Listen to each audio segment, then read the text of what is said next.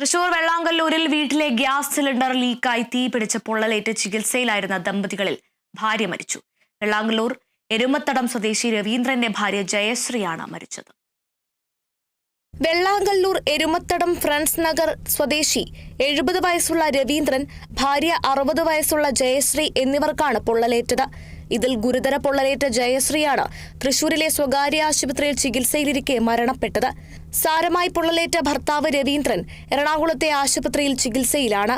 ബന്ധുവീട്ടിൽ പിറന്നാളാഘോഷം കഴിഞ്ഞ് മടങ്ങിയെത്തിയ ഇരുവരും വീട്ടിൽ കയറി ലൈറ്റ് ഓൺ ചെയ്തപ്പോൾ പൊട്ടിത്തെറി നടന്നുവെന്നാണ് കരുതുന്നത്.